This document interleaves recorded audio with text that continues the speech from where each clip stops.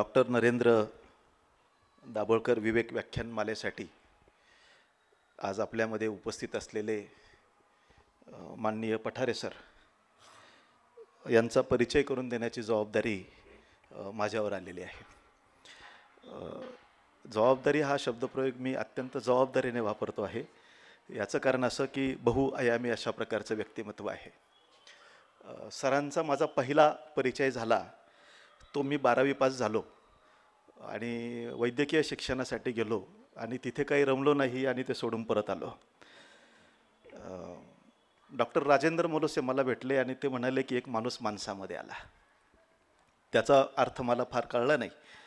पण नंतर डॉक्टर मोलोसेंनी मला काही वाचनाच्या संदर्भामध्ये काही गोष्टी सांगितल्या आणि माझे गुरु काचरे सर यांनी मी FY BAला असताना अनुष्टुपचा अंक माझ्या हातामध्ये ठेवला आणि सटाणा ते सटाणा ही कथा मी वाचली. आणि पुढे आपल्या आयुष्यामध्ये काय लिहून ठेवलेलं आहे याची चाहूल त्या कथेने दिली. या अर्थाने ती आत्मचरित्रात्मक कथा असावी इतकी मला त्याची जवळीक वाटली. मग वैकुंठाची माती असेल असं सगळं वाचन सुरू झालं. अनुभव विकणे आहे पासून तर अगदी कालच्या सात पाटील कुलवृत्तांतपर्यंत सरांचं सगळं साहित्य हे मी पाहिलेलं आहे, वाचलेलं आहे. त्याचे खूप वेगवेगळे अशा प्रकारचे पैलू आहे.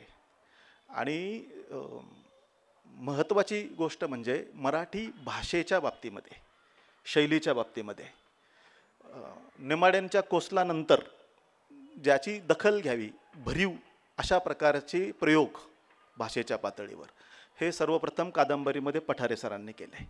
म्हणजे समजा कादंबऱ्यांचा टप्पा आपण करायचा ठरवला तर पहिला टप्पा आपण नेमाडे असा जर घेतला तर दुसरा टप्पा पठारे असा आपल्याला घ्यावा लागेल. लीळाचरित्रातली जी भाषा आहे ती भाषा आजच्या काळामध्ये कशा पद्धतीने आपल्याला मांडता येऊ शकते याचे खूप प्रयोग सरांच्या अनेक कथांच्या मधून आपल्याला बघायला मिळतात. अनेक असे विषय ज्याला सहजासहजी सामान्य माणूस हात लावणार नाही असे विषय सरांनी अत्यंत लीलया आपल्या लेखनामधून पेललेले आहे असं आपल्याला लक्षामध्ये येईल. ताम्रपटसारखं महाकादंबरी सरांनी लिहिली. महाकादंबरी याचा अर्थ खूप पृष्ठ असलेली कादंबरी असा उगाचच तुंबाडचे खोत वाचून गैरसमज झालेल्या वाचकांना ताम्रपट नंतर महाकादंबरी काय असते हे कळलं आणि सात पाटील कुलवृत्तांताने तर त्याच्यामध्ये भर घातलेले आहे असं आपल्या लक्षामध्ये येईल.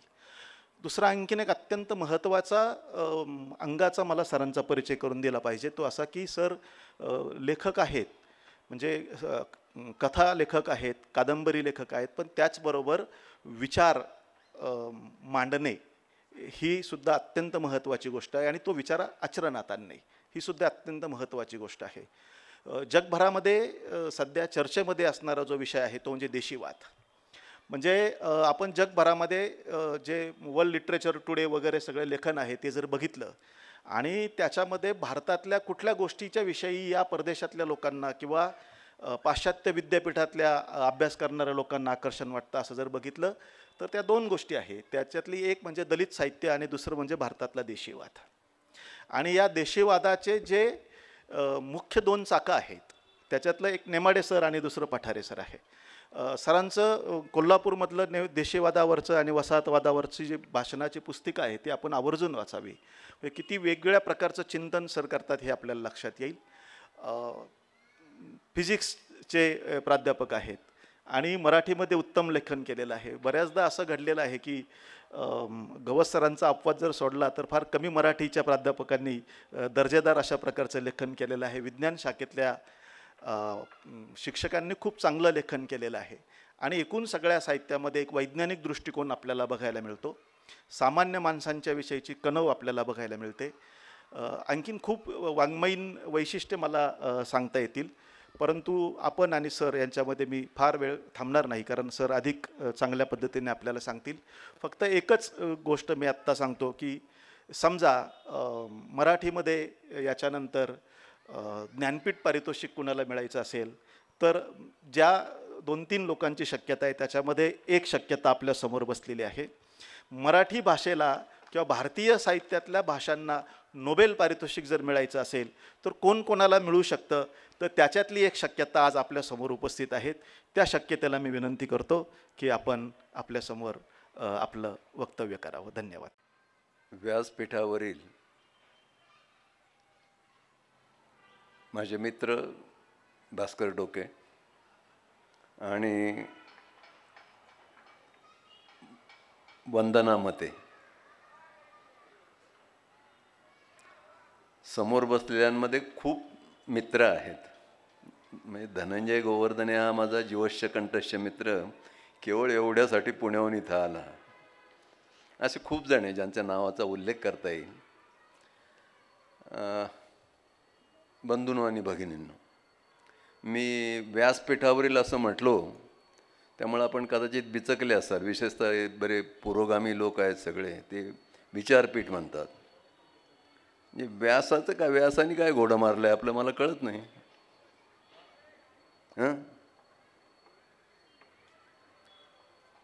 व्यासाने रचलेलं महाभारत हे संपूर्ण भरतखंडालाच नव्हे तर भरतखंडाच्या बाहेरही या सगळ्यांना बांधून ठेवणारं महाकाव्य आहे. त्यामुळं काय मला कळत नाही प्रागतिक विचारांच्या लोकांचं. मला असं समजलेलं आहे की ही व्याख्यानमाला गेली 10 वर्ष सलग दर महिन्याला व्याख्यान अशी चालू आहे.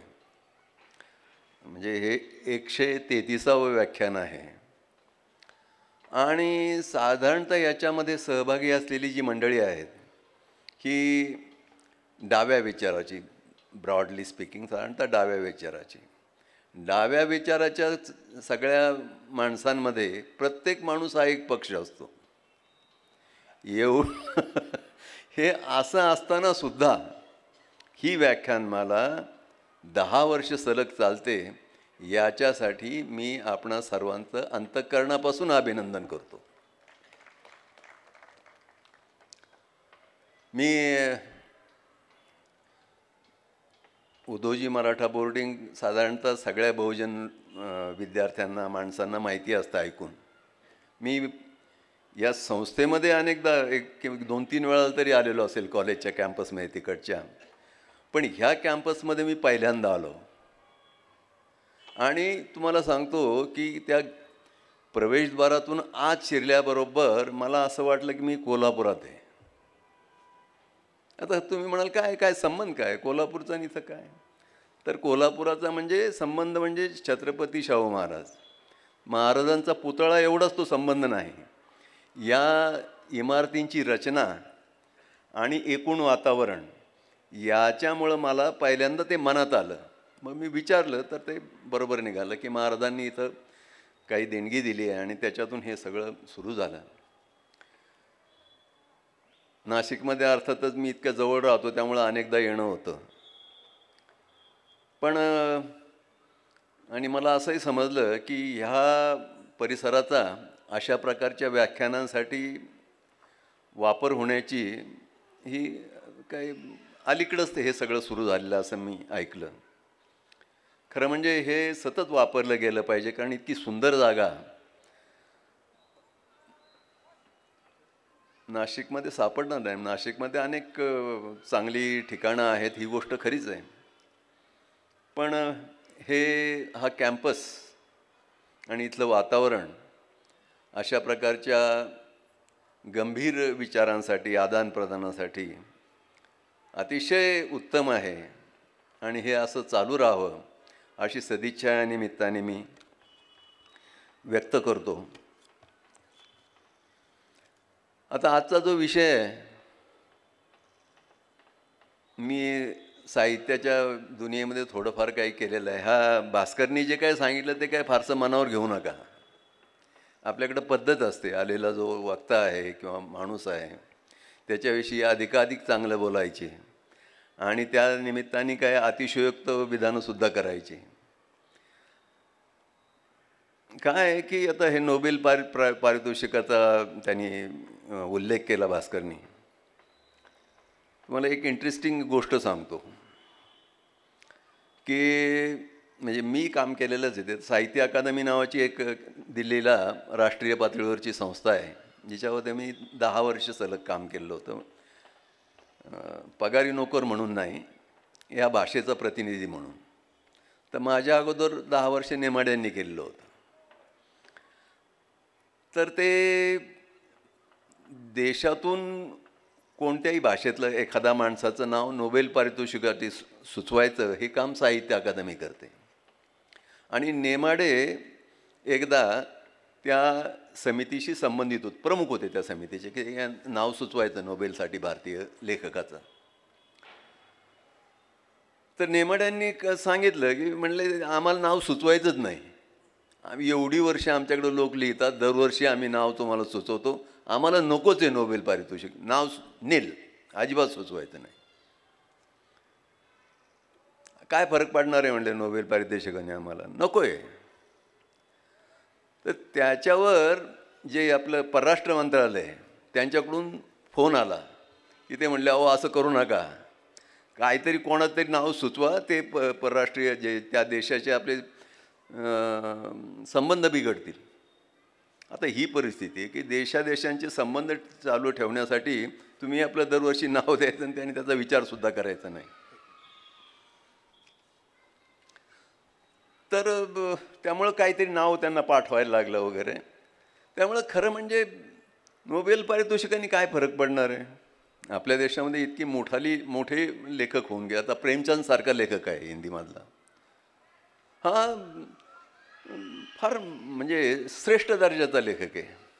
म्हणजे आता मी तुम्हाला तुलनाच सांगतो की समजा आता तुम्ही तुमच्यापैकी निदान काहींनी वाचलेला असेल, तो V.S. नायपॉल नावाचा भारतीय वंशाचाच लेखक आहे, जो इंग्रजीमध्ये लिहितो, कारण तो वेस्ट इंडिजमध्ये जन्मला आणि इंग्लंडमध्ये हे केलं, त्यांनी इंग्रजीतच लेखन केलं.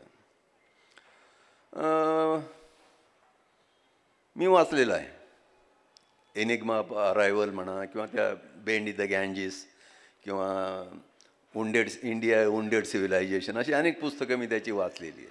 मी प्रेमचंद वाचलेलं आहे. प्रेमचंदाच्या पायाशी बसायसुद्धा लायकी नाही त्या V.S. नायपॉलची. पण आता त्याला मिळालं नोबेल पारितोषिक. आता ते हळूहळू उदाहरणार्थ व्यक्त करतात, महात्मा गांधीजींना आम्ही दिलं नाही, आमचंच चुकलं सगळं. ह्या सगळ्याला काय अर्थ नसतो. त्यामुळं या गोष्टींचा फारसा आपण विचारही करू नये. आपला आजचा जो विषय आहे, साहित्य कशासाठी, तर मी काय करतो, जरा थोडीशी एक 5-7 मिनटं माणूस होण्यापासून करतो. एक वेळ साधारणतः किती, 1 तासभर तरी आहे ना. साधारणतः डेसमंड मॉरिस नावाचा एक शास्त्रज्ञ आहे, प्राणीशास्त्रज्ञ. त्याची बरीच पुस्तकं आहेत. एक पुस्तकाचं नाव आहे ह्युमन झू. त्याच्यामध्ये तो असा एक हे मांडतो, काय म्हणूया त्याला, हायपोथिसिस. म्हणजे तो सिद्धांत नाही, हायपोथिसिस आहे, की मनुष्य ह्या रानटी प्राण्यांच्या स्पर्धेमध्ये कसा काय टिकला. त्यांच्या म्हणण्यानुसार मनुष्य हा मुळात शाकाहारी प्राणी. हा जशी माकडांच्या टोळ्या झाडांना धरून राहतात आणि माकडांच्या टोळ्यातूनच प्रगत होऊन मनुष्य झाला, आणि मनुष्याची साधारणतः फळं पाले हे खाऊनच त्याची गुजराण होत असते. तो अशीच एका परिस्थितीची कल्पना करतो की काहीतरी झालं असेल, कुठल्या ना कुठल्या पद्धतीचा अपघात झाला असेल, आणि झाडांवर राहणं मनुष्यांना शक्य उरलेलं नसेल. की उदाहरणार्थ आता कॅलिफोर्नियाला तिकडं ती आग पसरलेली आहे सगळी, अशा प्रकारची काहीतरी नैसर्गिकरित्या आग झाली असेल, पेटली असेल, आणि माणसाला झाडावर राहणं शक्य उरलेलं नसेल, त्याला मैदानात उतरायला लागलेलं असेल. अशी माणसं ज्या वेळेला मैदानात उतरली, आता बघा माणसं ही शेवटी प्राणीच आहे ना. प्राण्यांमध्ये समजा माकडांमध्ये एक मोठी टोळी असतो, आणि तिचा प्रमुख जो असतो एक नर असतो, हुप्प्या. त्या टोळीतल्या सगळ्या माद्यांशी संबंध करण्याचा मान हा किंवा हक्क हा त्याचा असतो. बाकी नरांना त्या टोळीत राहायला मिळत असेल, पण बाकी नवी पिढी निर्माण करण्याचा हक्क फक्त त्या एकट्याला हुप्प्याला असतो. ते सर्व तो त्यांचा स्वामी.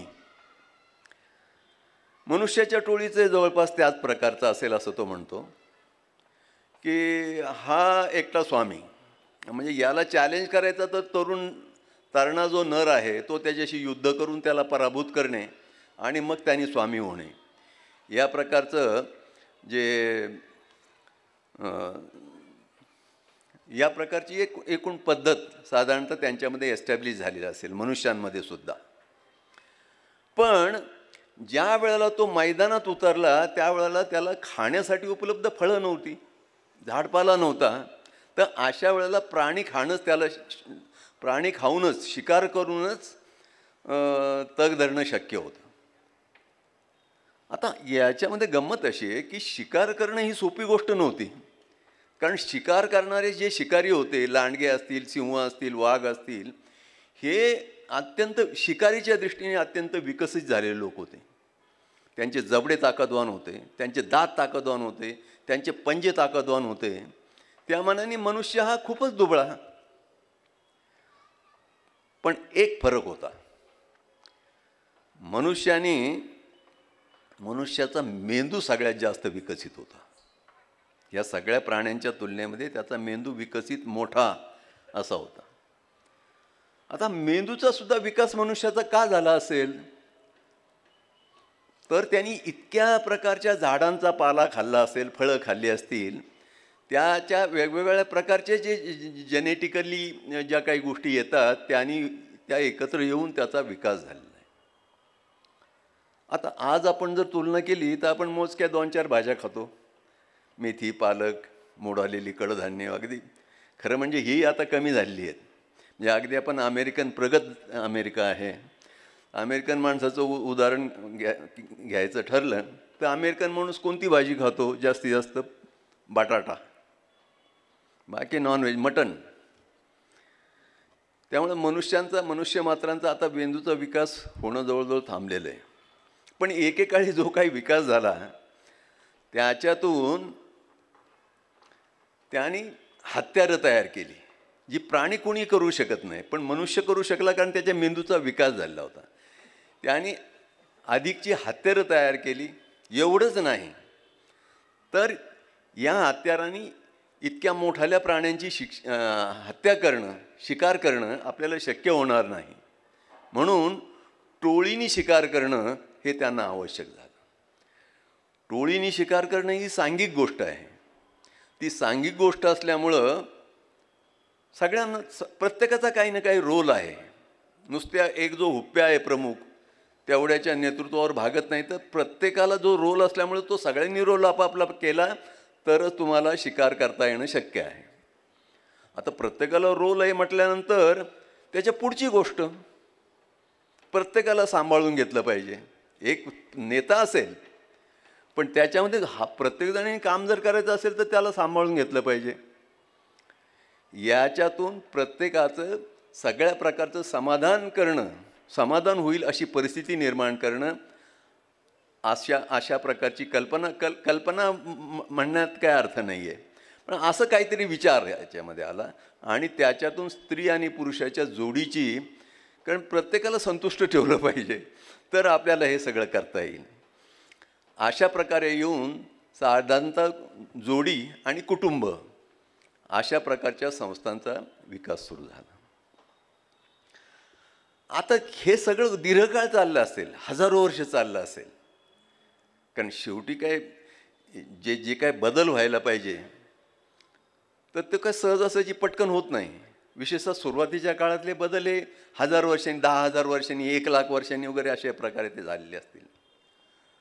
पण ह्या सगळ्यामध्ये माणसाला ध्वनी, आवाजातून वेगवेगळे उच्चार, या सगळ्या याच्यातून प्रत्येक उच्चाराचा सांकेतिक अर्थ काय याच्यातून भाषा सापडल्या.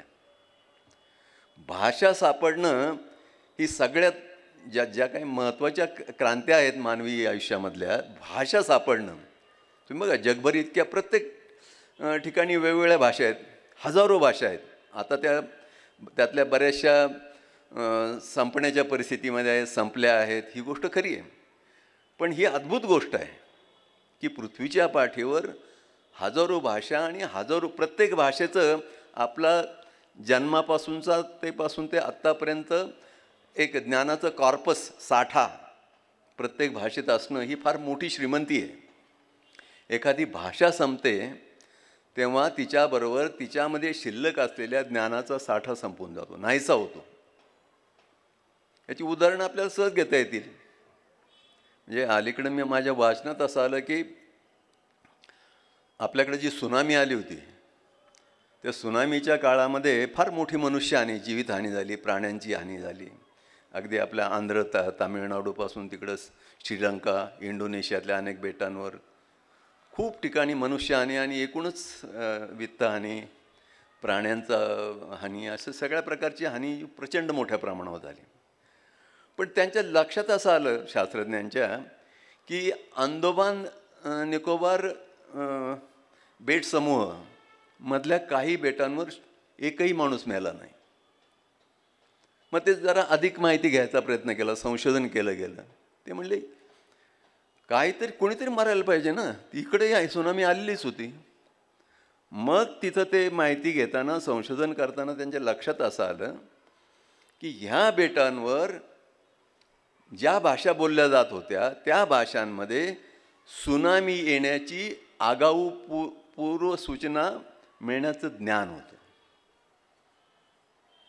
सुनामी येणार आहे याची आगाऊ सूचना मिळण्यासाठीचं जे काही ज्ञान असेल की ह्या अशी परिस्थिती निर्माण झाली तर याचा अर्थ सुनामी येणार आहे, ते ज्ञान त्या भाषेमध्ये शिल्लक होतं.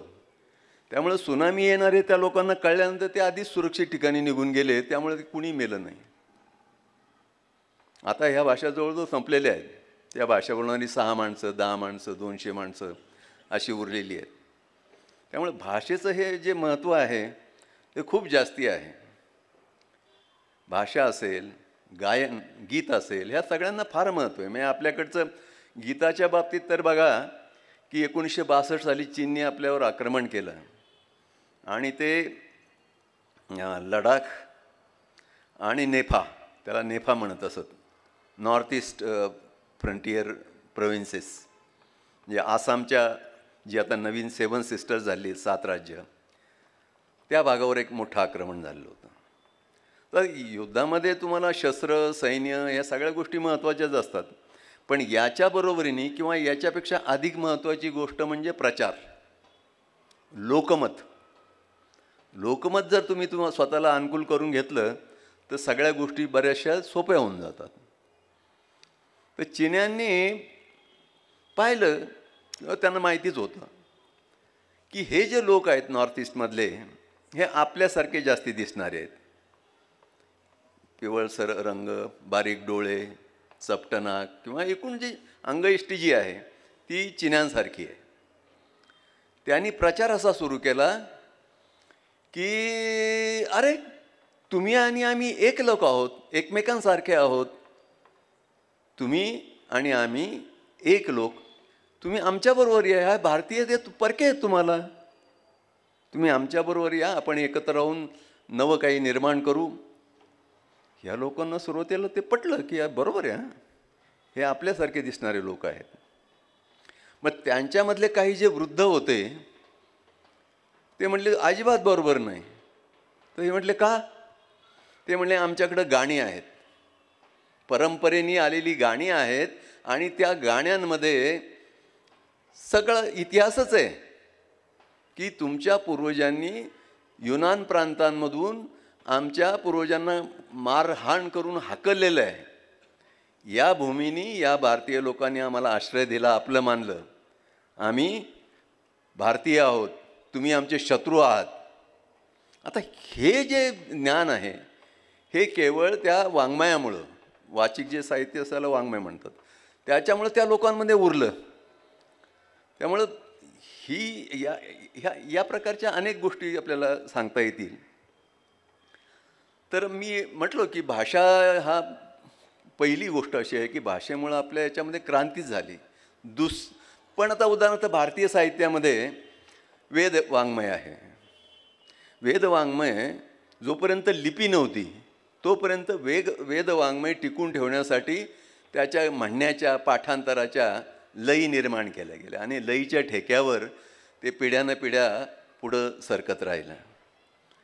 पण ज्या वेळेला लिपीचा शोध लागला तिथं ते तुम्हाला लिपिबद्ध करता आलं. म्हणजे जो ज्ञानाचा जो साठा आहे तो पाठ न करता ग्रंथामध्ये करता येणं शक्य झालं. हा दुसरा क्रांतिकारी शोध आहे. आणि असं म्हणतात काही अनेक त्या लिपीच्या क्षेत्रातल्या ज्ञानी लोकांचं म्हणणं असं आहे की लिपीचा पहिला शोध हा सिंधू संस्कृतीमध्ये लागलेला आहे आणि तिथून तू जगभर पसरलेली आहे.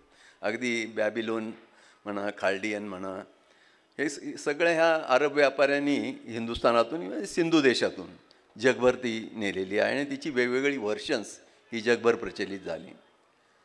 ते जे काय असेल ते, पण लिपीच्या शोधाने ही दुसरी क्रांती ज्ञानाच्या क्षेत्रामध्ये मनुष्याच्या आविष्कारामध्ये ही झालेली आपल्याला दिसते. त्याच्यानंतर पाठांतराची गरज तितकीशी उरली नाही. पाठांतर थांबलं असं नाही, पण त्याची गरज कमी होत गेली.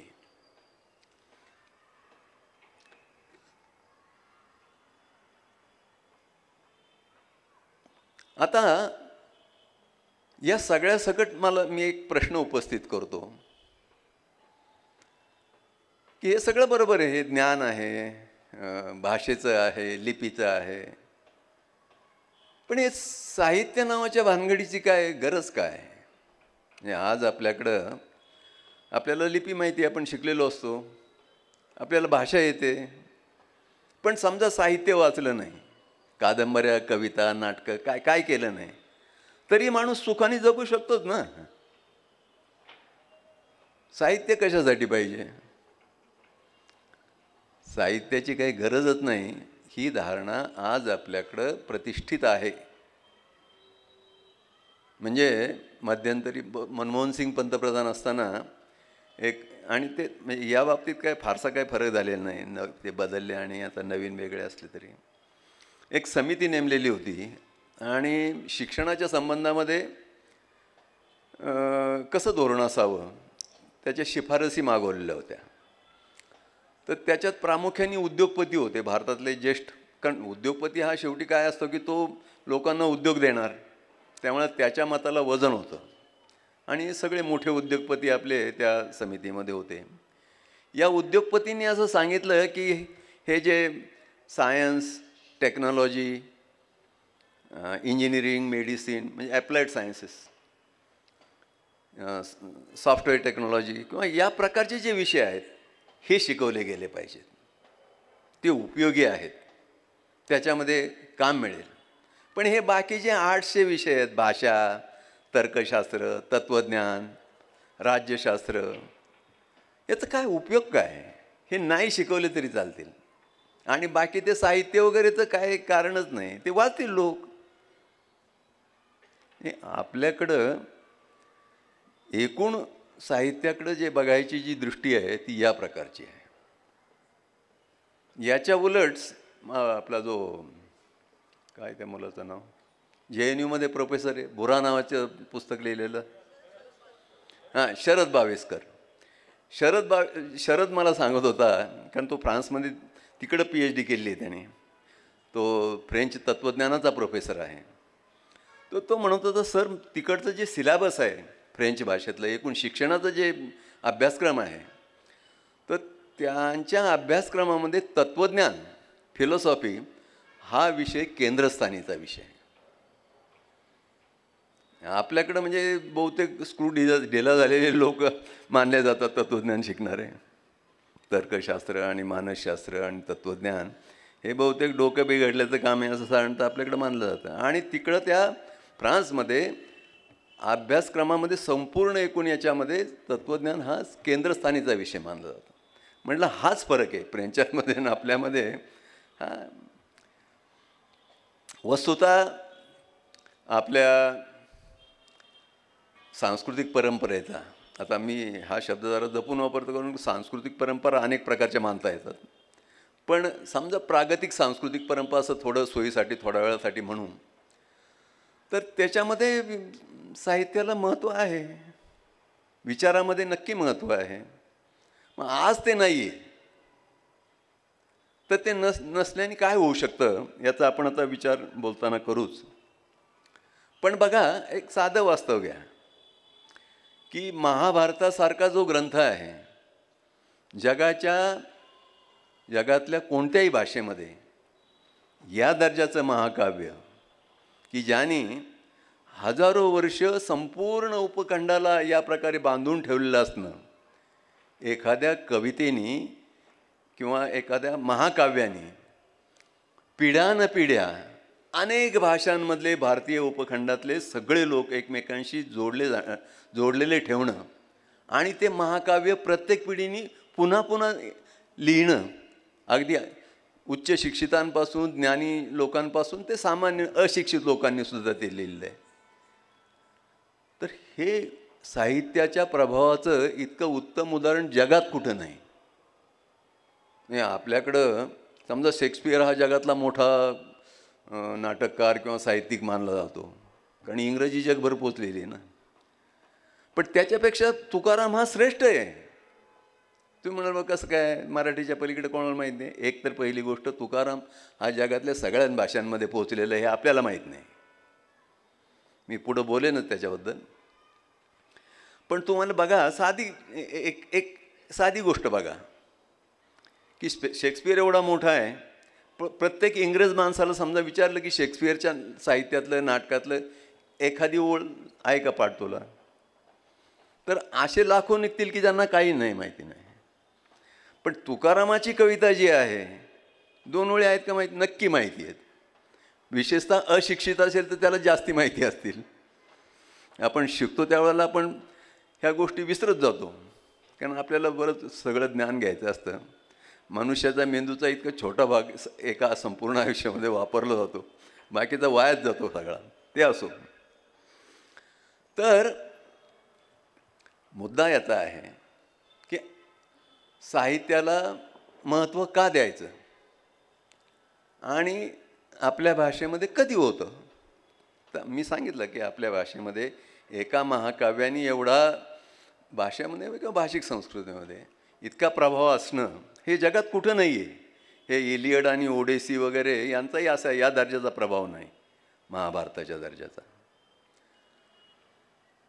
काय की आता समजा ते अगदी प्राचीन काळातलं उदाहरण आहे, पण जगभरामध्ये अगदी अलीकडच्या काळातल्या 2 उदाहरणं मी आपल्यासमोर ठेवतो.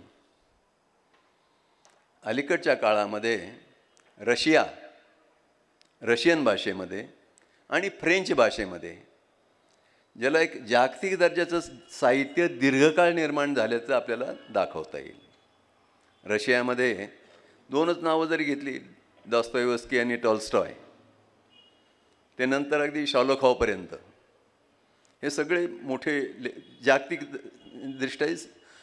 दर्जाचे श्रेष्ठ असे लेखक होऊन गेले. त्यामुळं याचं काय होतं, ते श्रेष्ठ काय, तर त्यांचं साहित्य श्रेष्ठ दर्जाचं आहे. त्यांचं साहित्य श्रेष्ठ दर्जाचं आहे. ह्या श्रेष्ठ दर्जाच्या साहित्याची दखल घेणं, त्यामुळं सत्ताधारी वर्गाला, राजकारण्यांना, सत्ताधाऱ्यांना घेणं भाग पडतं.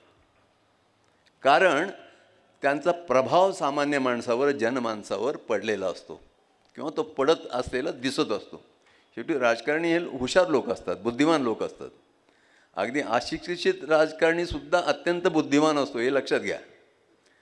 त्यामुळे त्याला माहिती आहे की हे माहिती होतं ते की बाबा याचा लोकांवर प्रभाव पडतो, त्यामुळे हे जरा याच्याबाबत दक्ष राहिलं पाहिजे.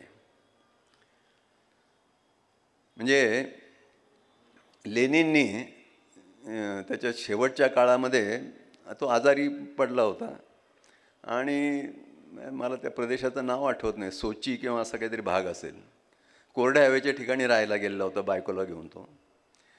पण लक्ष होतंच एकूण काय चाललेलं आहे, आणि हे आलेलं होतं कम्युनिस्टांचं, हे राजवट जवळजवळ स्थिर व्हायला लागली होती आणि स्टालिन हा प्रमुख होता.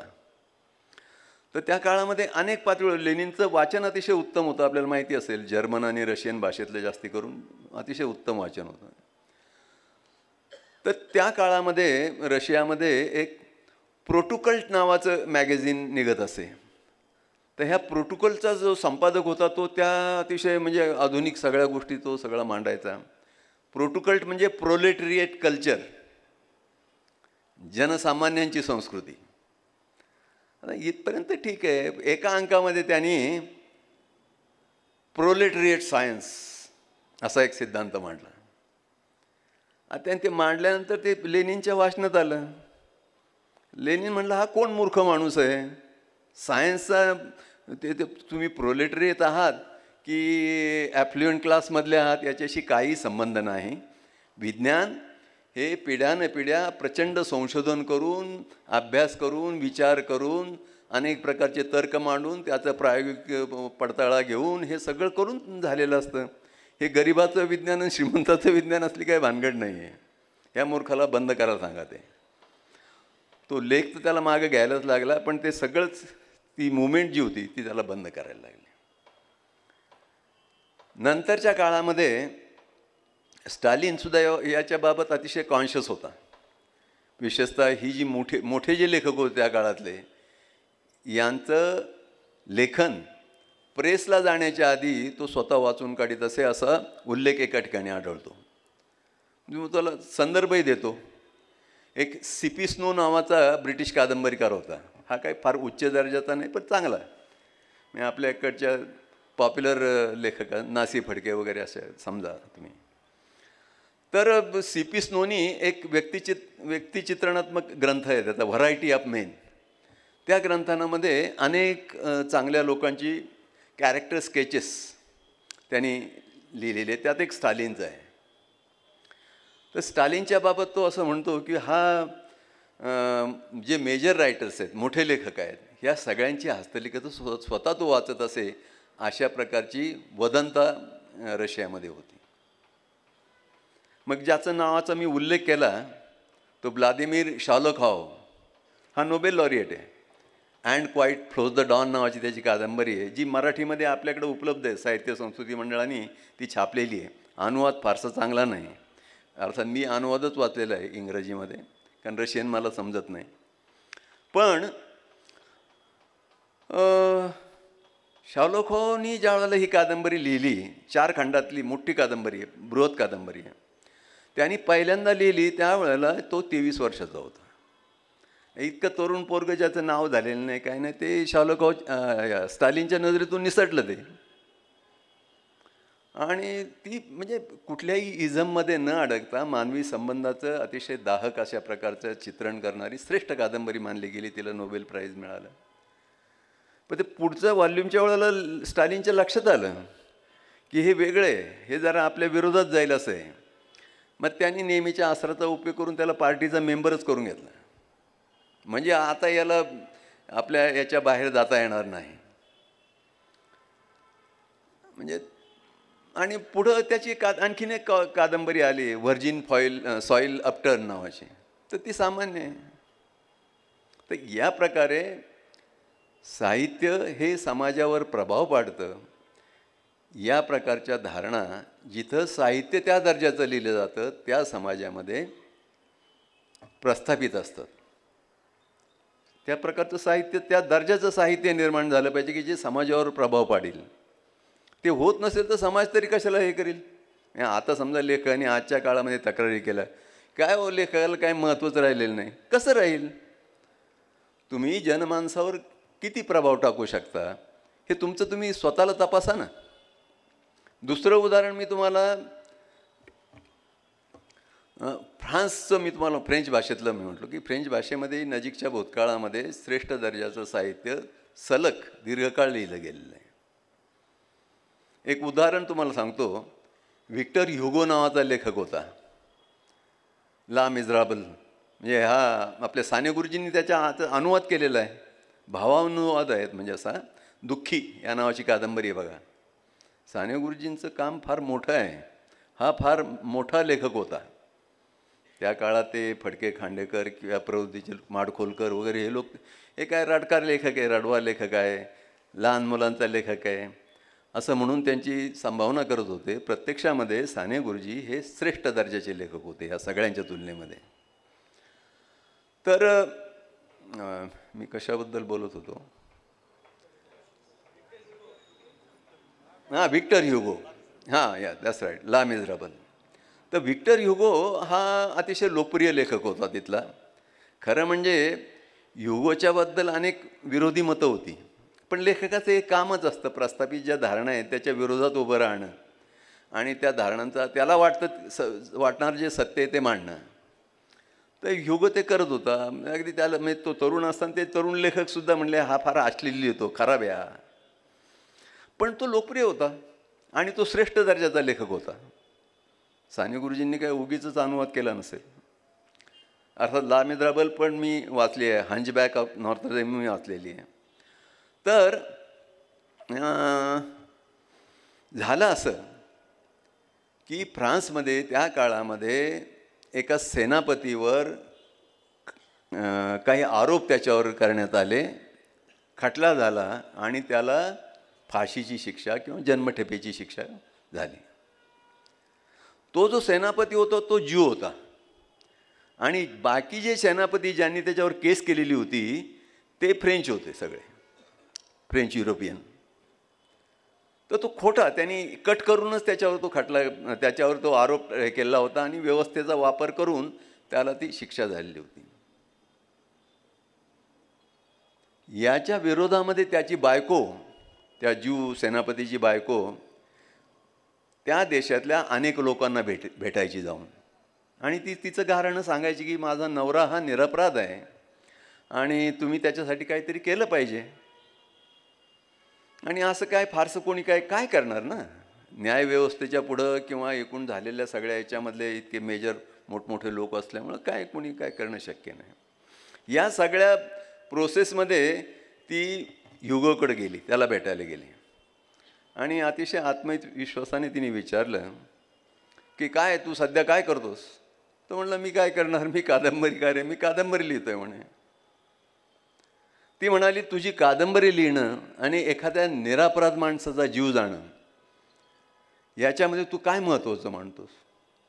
आता नॅचरली माणूस म्हणणारच ना की निरपराध माणसाला त्याचा बळी जाणं हे काय चांगली गोष्ट नाही.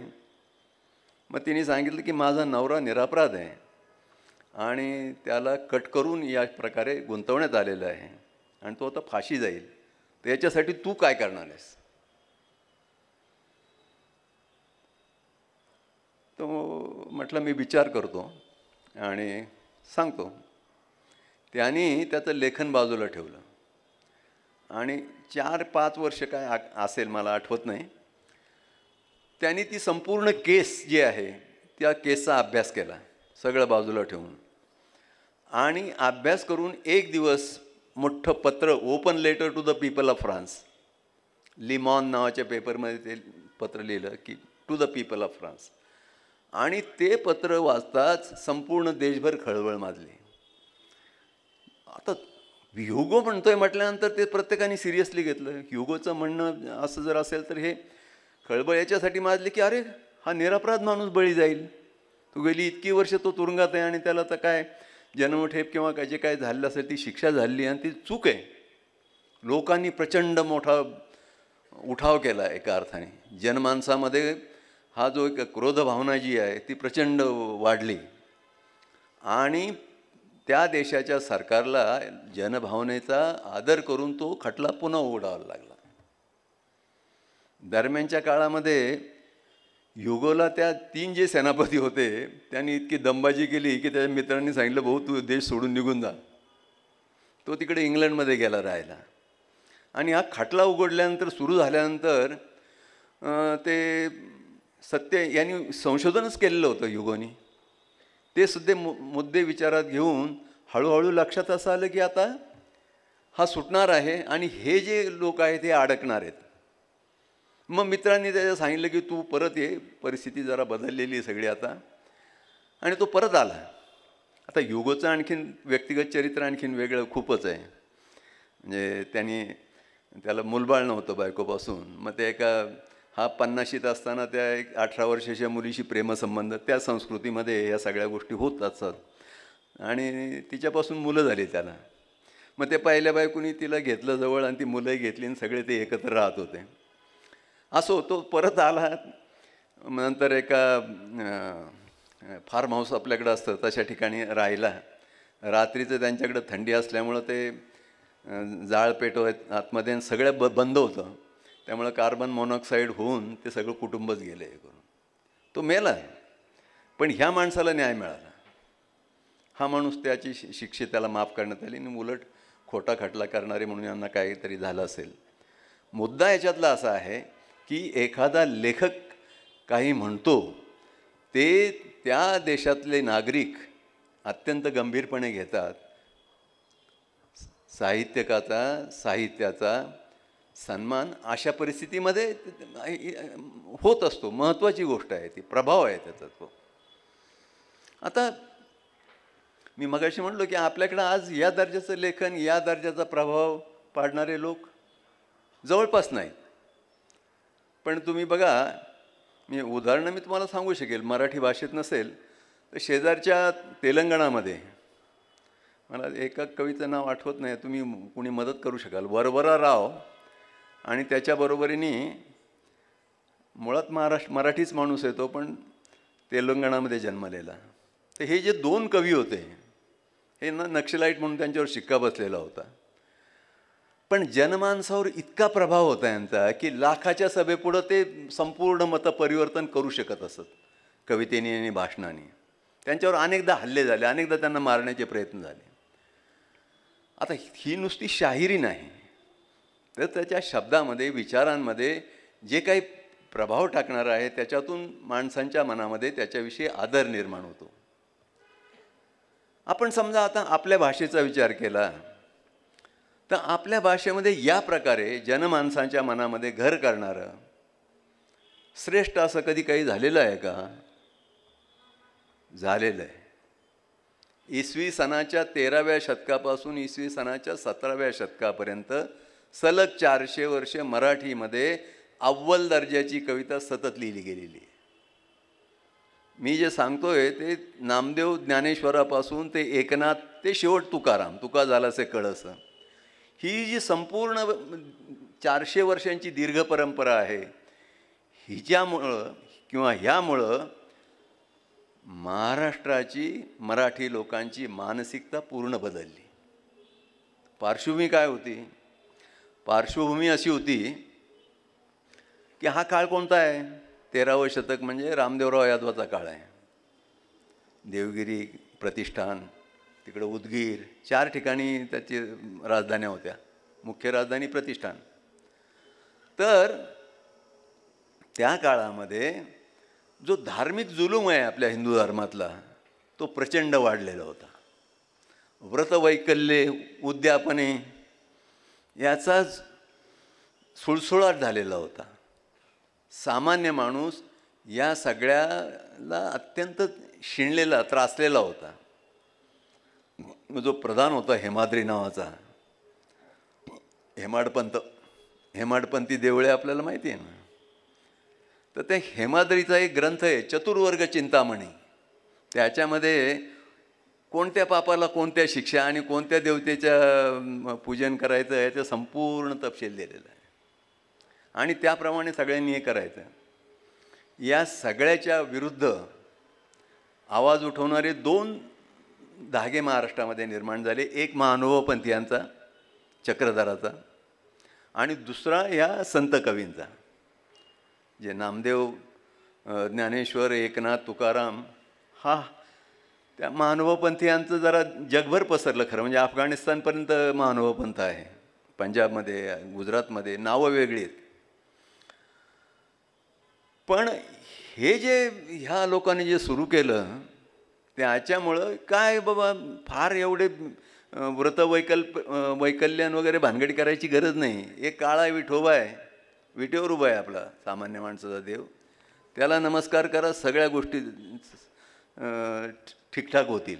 बाकी तुम्हाला कुठेही पैसे खर्च करायची किंवा पूजा अर्चा करायची गरज नाही. त्याच्यापुढं त्याचं नाव घ्या, संपलं. इतकं साधं या लोकांनी करून टाकलं. एवढ्यावर ते थांबलेलं नाही. तर ह्यांच्या कविता जर आपण वाचल्या, मी अभंग म्हणत नाही, हे सगळे कवी होते असं माझं म्हणणं आहे. हे संत कवी हा नंतर आपण लावलेला आहे, पण हे मुळात कवी होते. की आता नामदेव असतील, नामदेवानी नामदेवाची प्रभावळ जर आपण ती सगळ्या जातीतले संत आहेत, सगळ्या म्हणजे सोनार, शिंपी, लोहार, न्हावी, सगळ्या जातीतले संत आहेत आणि ते चांगले कवी आहेत सगळे. या सगळ्या कवींना हा महाकवी नामदेव ज्या ज्ञानेश्वराला त्याच्या जातीने बाहेर फेकलं त्याला पण आपल्यामध्ये घेऊन टाकलं, गुरुस्थानी नेलं. आणि ह्या सगळ्यांना घेऊन हा सगळा देश फिरून आला. सगळ्या देशामध्ये ठिकठिकाणी मुक्काम केले. भाषेचा अडसर झाला नाही. पंजाबीमध्ये रचना केल्या, हिंदीमध्ये नामदेवाला त्यांचा आद्य कवी मानलं जातं. तर हे जे बांधणीचं काम आहे हे या कवींनी केलं. एवढंच नाही तर आधुनिक याच्यामध्ये ज्याला आपण महाराष्ट्र धर्म म्हणू, जातीपातीच्या पलीकडं माणुसकी, प्रामाणिकपण अशा श्रेष्ठ मूल्यांचा आदर्श या कवींनी उभा केला. काय 2च उदाहरणं सांगतो, ती तुकारामाचीच आहेत. जे का रंजले गांजले त्यासी म्हणे जो आपुले, तोची साधू ओळखावा देव तेथेची जाणावा. इथं साधू म्हणजे भगवे कपडे घातलेला माणूस नाही. साधू म्हणजे साधू पुरुष, सत्प्रवृत्त माणूस. जे काही रंजले गांजलेले आहेत, दुःखी कष्टी आहेत, त्यांना जो आपला मानतो तो सत्पुरुष समजावा आणि देव त्याच्या ठाई आहे हे लक्षात घ्यावं. तिथं आहे देव, दगडामध्ये नाही आहे. ह्या सत्पुरुषाच्या ठाई देव आहे, मनुष्याच्या ठाई देव आहे. आता हेही तुम्हाला पटत नसेल तर आणखीन दुसरं सांगतो. देव आहे ऐसी वदवावी वाणी. तोंडाने सांगायचं का देव आहे का देवाच्या अस्तित्वाच्या याने मनुष्य जरा नेटकेपणाने वागेल की बा आहे तो याच्यामध्ये, आणि आपण चांगलं वागलं तर जरा चांगलं घडेल. माणसाने चांगलं वागावं, प्रामाणिकपणे जगावं, सत्याचा आदर करावा, प्रामाणिक असावं. देव आहे ऐसी वदवावी वाणी, देव नाही ऐसे जाणावे मनी. हा 17व्या शतकातला तुकाराम सांगतोय, देव नाही ऐसे जाणावे मनी. तुम्हाला सांगतो, मी मराठीच्या प्राध्यापकांना विचारून घेतलं, खात्री करून घेतली. म्हणलं बरोबर आहे का? ते म्हणले अगदी बरोबर आहे. या प्रकारचं सत्व आपल्यामध्ये पेरणारी कविता ही 400 वर्ष लिहिली जाते. आणि या पार्श्वभूमीवरच छत्रपती शिवाजीराजासारखा महापुरुष मराठीमध्ये निर्माण झाला. तो काय आपोआप येत नाही. ज्यांनी आपल्या 18 पगड जातीच्या लोकांच्या हातामध्ये तलवार दिली आणि त्यांना म्हणलं की तू लढ, क्षत्रिय आहेस तू. असलं काय मराठा ना अमकन तमक्या भानगडीत पडलं नाही. सगळ्या जातीचे लोक होते, सगळ्या धर्माचे लोक होते. हे जे माणुसकीचं बळ आहे, हे बळ पुरवणं हे जे काम हे 400 वर्ष सलग लिहिले गेलेल्या कवितेने केलेलं आहे. बरं, आता राजा किती मोठा होता हे आपल्याला हे जगभर माहिती आहे. मी तुम्हाला सांगेल की त्या शत्रूंनीच इतकं लिहून ठेवलेलं आहे छत्रपती शिवाजीराजाविषयी, जे आपल्याला साधारणतः माहिती नसतं. म्हणून सांगतो की English factory records on Shivaji नावाचा एक ग्रंथ आहे. फॅक्टरी म्हणजे वखारी. त्या वखारीचे जे प्रमुख असायचे ते तिकडे रिपोर्ट पाठवायचे, काय घडते काय नाही. सुरतेची लूट आहे, अफजल खानाचा वध असेल, तिकडे आग्र्याला अटक झालेली, तर त्याचे ह्या सगळ्याची वृत्त त्याच्यामध्ये ह्या लोकांनी दिलेली आहेत. किंवा एक पांडुरंग पिसुर्लेकर नावाचे गोव्यामधले एक मोठे अभ्यासक आहेत, जे पोर्तुगीज, मराठी, कोकणी, इंग्रजी अशा सगळ्या भाषांमध्ये पंडितच होते. ते त्यांचा एक मराठीमध्ये उपलब्ध ग्रंथ आहे, पोर्तुगीज मराठा संबंध. त्याच्यामध्ये हे दोन्ही जर विचारात घेतले तर त्यांनी सारखं लिहिलेलं आहे. सारखं काय आहे की हा शिवाजी नावाचा जो राजा आहे, मी आता कारण खूप जास्ती बोलू शकेन ते, आता वेळेच्या अभावी मी ते टाळतो. पण त्याचा क्रक्स ऑफ द मॅटर असा आहे की हा राजा, बापा त्या काळातले हे तरुण अधिकारी, ते असं म्हणतात, ते आपल्या राजाला कळवतात की हा राजा अलेक्झांडर द ग्रेट आणि ज्युलियस सीझर यांच्या दर्जाचा आहे.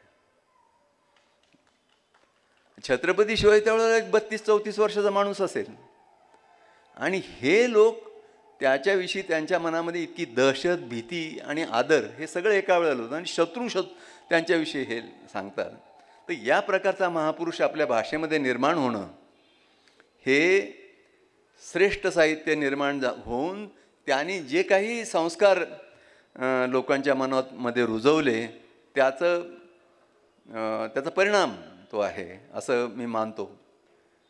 कारण बाकी शौर्याच्या गोष्टी गनिमी कावा हे सगळ्या महत्त्वाचंच आहे, पण शेवटी त्यांच्यामध्ये भ्रातृभाव, बंधुभाव, माणुसकी, एक सदभिरुची, हे सगळ्या गोष्टीची प्रामाणिकता, माणुसकी, हे सगळं रुजायचं कारण आणि महाराष्ट्र बदलायचं कारण ही कविता आहे. नंतरच्या काळाचा आपण थोडा विचार केला महाराष्ट्राचा, कारण शिवाजी आणि संभाजीनंतर लगेच पेशवाई सुरू झाली. शिवाजी राजाचं राजकर्ता पुरुष होण्यासाठी पद्धतशीर शिक्षण जिजाबाईंनी करून घेतलेलं होतं.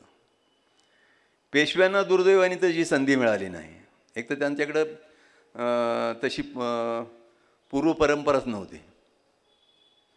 त्यामुळे ही एक इस्टेट आहे, ते दौलत असा शब्द आहे पहा सगळीकडं, ही एक इस्टेट आहे आपली आणि ती आपल्याला सांभाळायची आहे, या प्रकारच्या पद्धतीने ते विचार करत होते.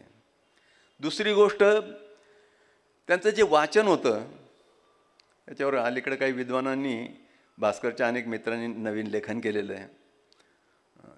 नितीन रिंडेचं हे आहे की पेशव्यांचं वाचन असंच त्याचा तो हे आहे. तर ते वाचन म्हणजे सगळे पंथकवी, मोरोपंत किंवा जे कोण असतील त्या सगळ्या पंथकवींचं त्यांचं वाचन होतं.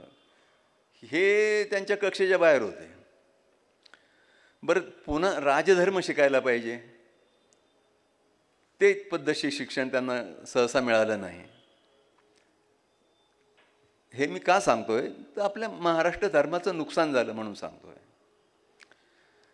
आणि त्या काळामध्ये तुम्हाला श्रेष्ठ दर्जाचं साहित्य काही निर्माण झालं तर दिसणार नाही. शाहीर मंडळींनी काही लिहिलं त्याला मी काय ते आपले सैनिकांचं मनोरंजन करण्यासाठी, बायकोपासून वर्ष 6 महिने दूर राहणारा जो सैनिक आहे, मग त्याचं रंजन करण्यासाठीचे शायरी वाङ्मय झालं, पण ते काही श्रेष्ठ म्हणता येईल असं नाही.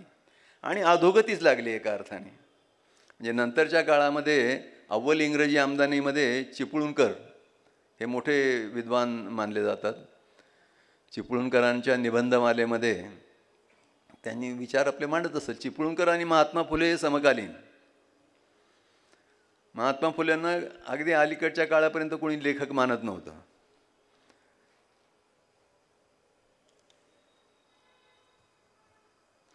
धन्यवाद. मी वारंवार घड्याळाकडे बघत होतो आणि त्या मला सूचना म्हणजे सहसा घ्या आटपून आता अशा असतात, पण इथं सूचना अशी आहे की जास्त वेळ बोललात तरी चालणार आहे.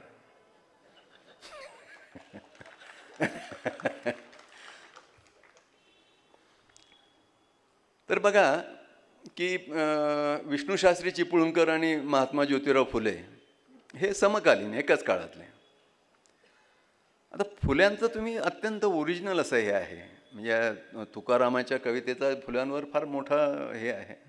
म्हणजे शूद्र ज्योतिबा गातो पवाडा, शूद्र शिवाजी राजाचा. आत्ता सगळ्यात आपल्याला माहिती असलेलं नाटक आहे, तृतीय रत्न नावाचं नाटक आहे. हे जगप्रसिद्ध आहे, नुसतं मराठीत नाही. कारण हा जो कॉकेशियन चॉक सर्कल नावाचं नाटक लिहिणारा बर्टोल्ट ब्रेस्टनी एक इपिक थिएटर नावाची संकल्पना मांडली होती नाटकाच्या लेखनासंबंधाने, एपिक थिएटर. तर त्या संकल्पनेचं नाटक असं आता ते इंग्रजीमधले विद्वान म्हणतात की त्या संकल्पनेचं नाटक फुल्यांनी आधीच लिहून ठेवलेलं होतं. तर हे एकाच काळात फुले ज्यावेळेला लिहित होते त्यावेळेला विष्णूशास्त्री चिपळूणकर हे अरे त्याला साधं व्याकरण शुद्ध लिहिता येत नाही, तो काय लिहितो, अशा प्रकारे त्यांच्या लेखनाची ते हे करत असत.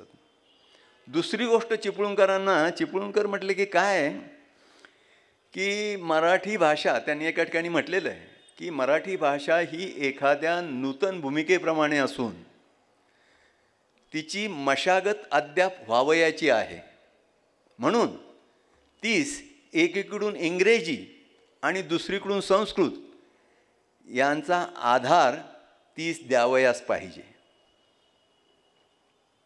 नूतन भूमिकेप्रमाणे म्हणजे अक्षरशः जिचं नांगरटच झालेली नाही, मशागतच झालेली नाही, इतकी बाळबोध आहे ती. इंग्रजी आणि संस्कृतचा तिला बळकट आधार दिला पाहिजे. अरे बाबा, तुझ्या आधी इथं 400 वर्ष कविता लिहिली गेली जागतिक दर्जाची. नामदेव, ज्ञानेश्वर, एकनाथ, तुकाराम, याचं काय? एकनाथांनी म्हणलेलं आहे ना, संस्कृतवाणी देवे केली आणि प्राकृत काय चोरापासून झाली. तर या ज्या भाषेमध्ये या दर्जाची कविता लिहिली गेली, तिला तुम्ही नूतन भूमिकेप्रमाणे म्हणताय, कुमारीप्रमाणे म्हणताय. कुंवार आहे भाषा ही, अजून तिची मशागत व्हायची आहे. आणि त्यांच्या दृष्टीने श्रेष्ठ साहित्य म्हणजे कोणतं? मोरोपंतांची कविता, आर्या ज्या काय होत्या त्या. चिपळूणकरांच्या लक्षात असं आलं की हे साले परदेशी जे पादरी येत आहेत निरनिराळ्या देशांमधले, इंग्रज, डच, फ्रेंच, पोर्तुगीज, वलंदेज म्हणजे हॉलंडमधले, तर हे सगळे तुकारामाच्या कवितेचा स्वतःच्या भाषेमध्ये अनुवाद करून घेऊन जात आहेत. तर ते चिपळूणकरांना कळेल ना, ह्याला कुणब्याला एवढं काय महत्त्व आहे त्याच्या कवितेला, हे काय श्रेष्ठ कवी तर मोरोपंत आहे. त्यांनी निबंधमालेमध्ये सलग 8 निबंध असे लिहिले की मोरोपंत हा कसा सर्वश्रेष्ठ कवी आहे. काय उपयोग नाही झाला. तुकाराम त्याच्या कवितेने पोहोचला, त्याला काही स्वतः मी श्रेष्ठ वगैरे काही म्हणावं लागलं नाही, काही नाही. आता असं बघा की चिपळूणकरांची सुद्धा एक परंपरा आहे मराठीमध्ये. म्हणजे चिपळूणकरांच्या नंतर काय त्यांचं, मी आता इथं चांगले अभ्यासक बसलेले आहेत मराठीचे, पण तरी बोलतो त्यांच्यासमोर की चिपळूणकरांच्या नंतर मी मोठं नाव ज्यांचं घेईन ते म्हणजे हरिभाऊ आपटे. पुण्यातच वाढलेले, ब्राह्मणी व्यवस्थेतच वाढलेले, पण हरिभाऊंच्याबद्दल तरीही मला आदर आहे की ब्राह्मण पुण्यातल्या जेवढं जगण्याचं हे तुम्ही पाहता त्याच्यामध्ये दुःखाच्या तुम्ही किती निकट जाता हे सुद्धा महत्त्वाची गोष्ट आहे. तर त्या ज्या ब्राह्मण विधवा स्त्रियांची दुःख म्हणा किंवा इतर अशा अनेक ज्या गोष्टी आहेत त्या त्यांनी अतिशय प्रामाणिकपणाने मांडलेल्या आहेत. पण ते महाराष्ट्री लेखन होत नाही, कारण ते महाराष्ट्रीची समाजाला आपल्या आस्थेच्या कवेत घेत नाही.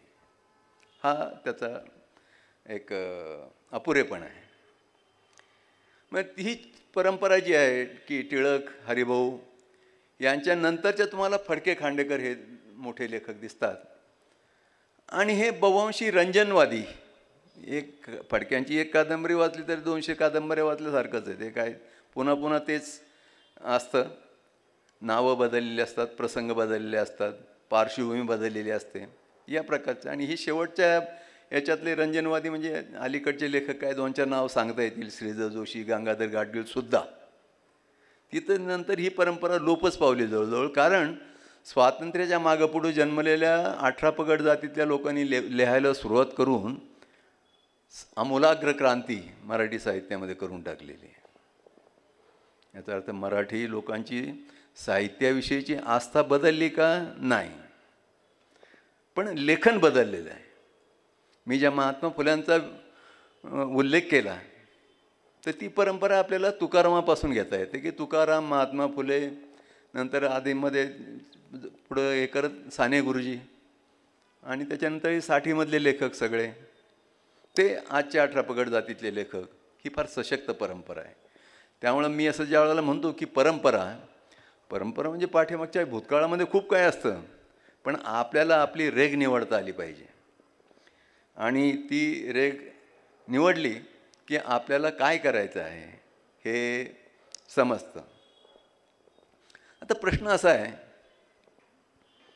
की मूळ प्रश्न तसा शिल्लक आहे, एवढं सगळं बोललो मी तरी,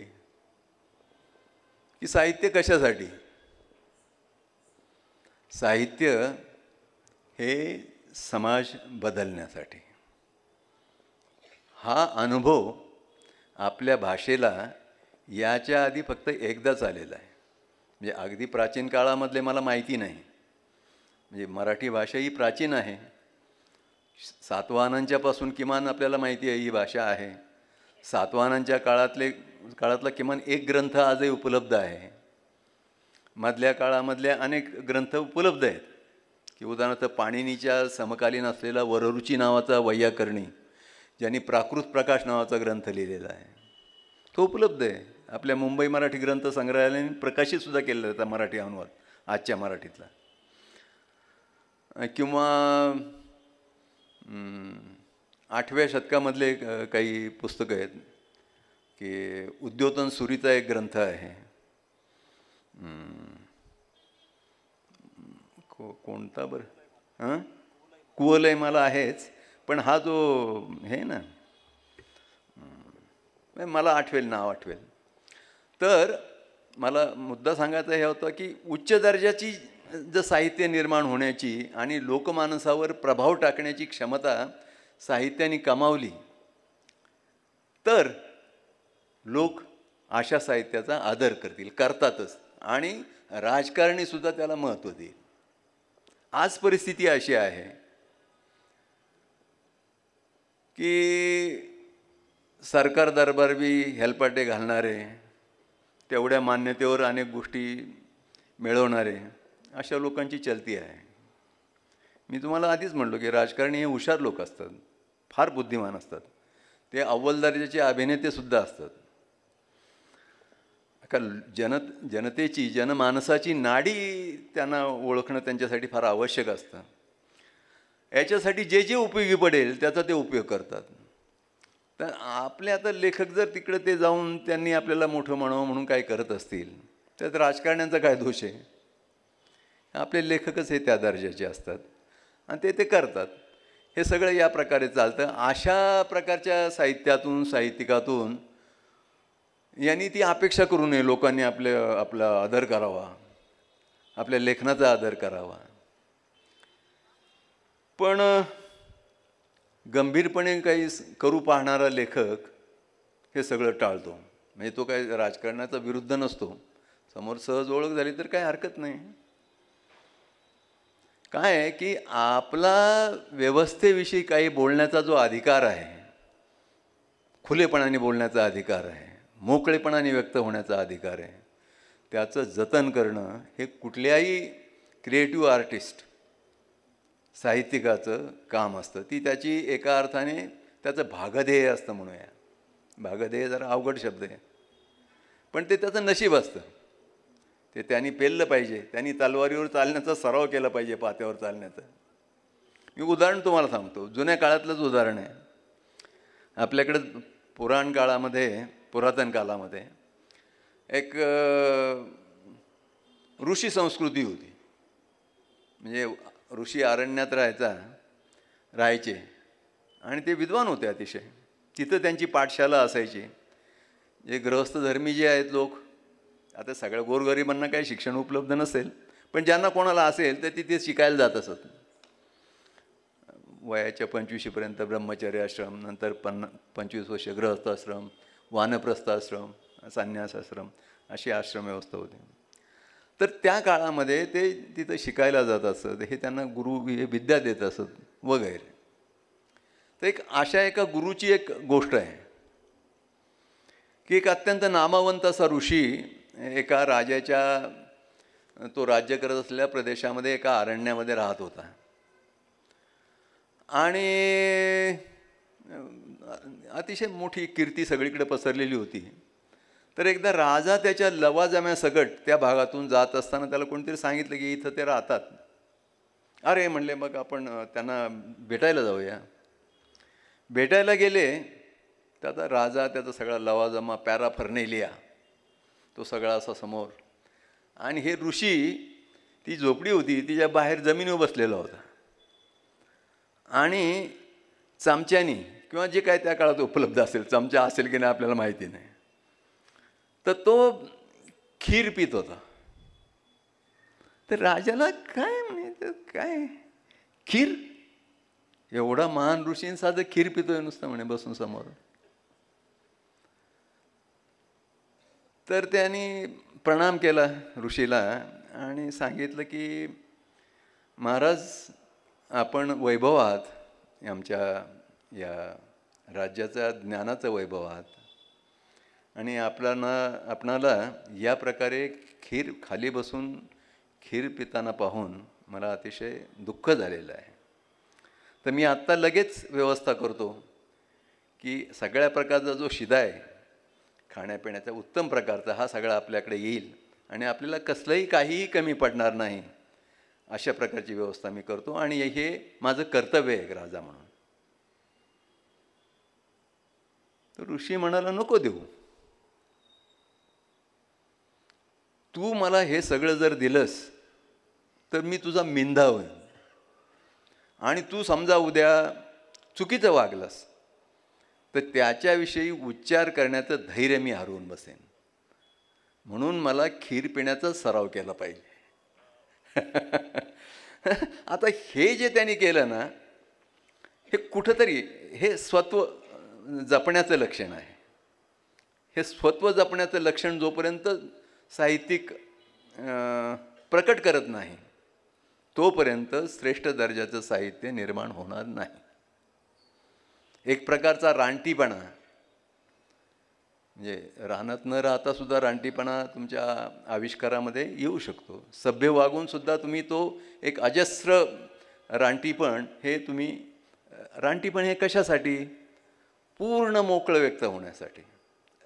कुठल्याच बाजूनी कुठंच काही थांबवायचं नाही तर, आणि सभ्यपणे जगायचं. हे सगळी कसरत जी आहे ही लेखकाला करता आली पाहिजे, आणि कुठल्याही प्रश्नाच्या, त्याला जाणवणाऱ्या प्रश्नाच्या मुळापर्यंत त्याला जाता आलं पाहिजे. लेखक काय करतो? लेखक, त्याला प्रश्न पडत असतात. प्रश्न पडल्याशिवाय लेखन होत नाही. म्हणजे अनेक आपल्याकडे लेखक आहेत किंवा काही वकील, मग ते कोर्टात केसेस येतात, प्रत्येकाची कहाणी असते. याचा आपला बुरुबहाद्दर असतो, हा कहाणी असते ती त्याला वाटेल तशी ती कहाणी ऐकायची आणि लिहून काढायची, झालं कादंबरी. अशी कादंबरी लिहिणारे लोक आपल्याकडं होते. किंवा कादंबरी म्हणजे चटकदार, सगळी कमानदार भुवया आणि जे काय आहे नासी फाटक्यांचं, रंजक, रंजनाच्या अतिशय चुकीच्या कल्पना ह्या लोकांच्या होत्या. कादंबरी ही मुळामध्ये एक प्रकारचा शोध घेण्यासाठी, कादंबरी ही नवं काही सांगण्यासाठी, शोधण्यासाठी, सांगण्यापेक्षाही शोधण्यासाठी लिहिली जाते. मी आता कादंबरी म्हणतोय त्यावेळेला कोणतंही साहित्य असं तुम्ही त्याचा अर्थ घ्या. काय होतं की जगताना तुम्हा आम्हाला जसे प्रश्न पडतात तसेच लेखकाला पडतात, आणि आपल्या प्रत्येकाला ह्या प्रश्नातून सुटण्याची इच्छा असते किंवा त्याचं उत्तर मिळवण्याची इच्छा असते. आपल्या प्रत्येकाकडे वेगवेगळं हत्यार त्यासाठी आपल्याला उपलब्ध असतं. की आता चांगला वक्ता असेल तर तो सूत्रबद्ध रचना करील आणि व्याख्यान देईल. व्याख्यान देता देता तो स्वतःच्या आवाजाच्या प्रेमात पडेल आणि व्याख्यानच देत राहील, लोकांना किती कंटाळा आलं तरी. असंही होऊ शकतं. तर तो तसं होऊ शकतं. मित्राशी गप्पा मारताना तुम्ही तुमचा मुद्दा पटवून देऊ शकता. पण समजा तुम्ही लेखक आहात, लेखक असाल तर तुमच्याकडे एक फार महत्त्वाचं हत्यार उपलब्ध असतं. तुम्ही जगण्यातल्या अनुभवातली जी काही सुखदुःख असतील ती एकत्र करून एक रचना तयार करता, एक रचना तयार करता, आणि त्या रचनेमध्ये पात्र प्रसंग यांचा खेळ उभा करत तुम्हाला जाणवणाऱ्या दुःखाच्या नसेच्या नर्व, दुःखाच्या नसेच्या जास्तीत जास्त निकट जाण्याचा प्रयत्न करता. हे सगळ्यात महत्त्वाचं आहे. कारण ह्या प्रवासामध्ये तुम्हाला काही एक नवज्ञान होतं, होण्याची शक्यता उभी राहते, आणि ही संस्कृतीच्या दृष्टीने फार महत्त्वाची गोष्ट आहे. म्हणजे मी अनेकदा सांगतो, त्यामुळे परत इथे एकदा आणखीन सांगतो की जी ए कुलकर्णींच्या काजळमाया कथेच्या सुरुवातीला उद्धृत केलेलं एक वचन आहे, स्ट्रिंडबर्ग नावाच्या माणसाचं आहे.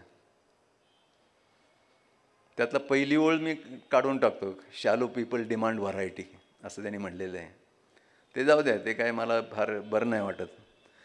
लोकांना सगळ्यांना शॅलो म्हणजे उथळ, तर ते उथळ लोक विविधतेची मागणी करतात, असं त्यांनी म्हटलेलं आहे. Shallow people demand variety, but I have been writing the same story throughout my life, trying to cut nearer the aching nerve. लोक विविधतेची मागणी करतात, पण मी तर आयुष्यभर तीच कथा पुन्हा पुन्हा लिहित राहिलो. कशासाठी? Trying to cut nearer the aching nerve. दुःखाच्या नसेच्या जास्तीत जास्त निकट पोचण्याच्या प्रयत्नामध्ये आयुष्यभर मी तीच कथा पुन्हा पुन्हा लिहित राहिलो. कथा ती होत नाही, ती नवी घडते प्रत्येक वेळेला. अशा प्रकारचा प्रयत्न करणारा जो असतो ती प्रत्येक वेळेला नवी शक्यता आजमावतो आणि शोधतो. हे लेखकाला करता आलं पाहिजे. आणि अशा लेखकाविषयी समाजामध्ये आदर निर्माण होतो. हा आदर लेखक हा बाजूला ठेवा, एक नवं मूल्य रुजवतो. साहित्य कशासाठी? मूल्य रुजवण्यासाठी. तुम्हाला विज्ञान, आता मी विज्ञानाचा शिक्षकच होतो ना आयुष्यभर. विज्ञान अनेक प्रकारचं, ज्याला कोणत्या प्रकारचं ज्ञान म्हणूया, उपयुक्त असं ज्ञान. अनेक उपयोगाच्या गोष्टी तुमच्या जगण्यामध्ये येतील, पण त्या फक्त उपयोगीच असतील असं नाही, त्या विनाशकारी पण असतील. हे ज्ञान हाताळण्याचा, वापरण्याचा विवेक आणि त्याच्या संबंधीचं ज्ञान, त्याच्या संबंधी मूलभूत जी मानवी मूल्ये आहेत, मनुष्याने मनुष्याचा आदर करावा, प्रामाणिकपणे जगावं, एकमेकांवर प्रेम करावं, बंधुभाव असावा, ह्या इतक्या सोप्या गोष्टी नाहीत. गुरुजींनी आपल्या गांधीजींनी जी 11 हे सांगितली होती, ज्याचं विनोबांनी फार सोप्या संस्कृतामध्ये एकत्र करून ठेवलेलं आहे. तर हे वरवरच फार सोपं वाटतं, पण अतिशय महत्त्वाचं अशा प्रकारचं हे आहे.